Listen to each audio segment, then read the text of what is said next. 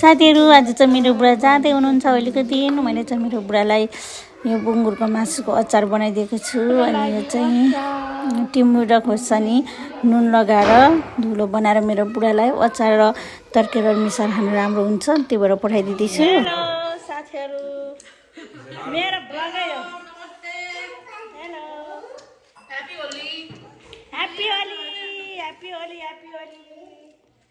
दिनै पछि पाउन मेजबान खाएको होला नभए कुरा गरे।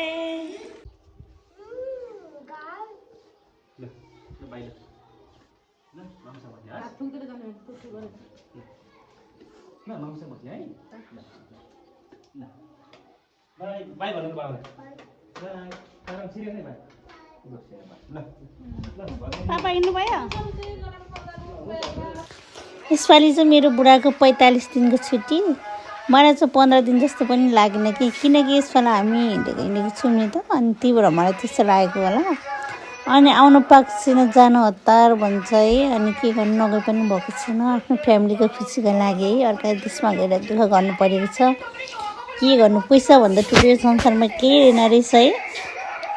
हातमुख जोड्नको लागि दुःख गर्ने पर्यो। के हेर्नु, अर्का देशमा गएर कति धेरै दुःख गर्नुहुन्छ बिचराहरू। त्यही भएर हामी फ्यामिलीहरूले पनि धेरै बुझ्नुपर्छ। आफ्नो फ्यामिलीको लागि, खुसीको लागि आफ्नो बालबच्चाहरू छोडेर जानुहुन्छ, कति धेरै याद आउँछ होला, दुःख लाग्छ होला। त्यो के गर्नु नगए पनि भएको छैन। आफ्नो फ्यामिलीको खुसीको लागि हो। अनि आज चाहिँ भोलिको दिन मेरो बुढा चाहिँ बिहानै जानुको चाहिँ आज मङ्गलबार खरोबार परेर चाहिँ मेरो बुढा चाहिँ 12 बजे कटाएर अब मेरो बुढा जाँदै हुनुहुन्छ। कहिले आउनुहुन्छ फेरि बच्चाहरूले बिर्सिने होला।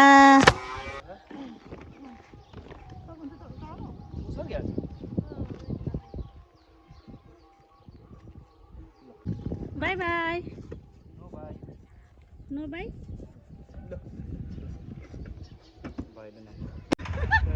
नरी जानु ल, भेट भइहाल्छ, केही छैन। By by.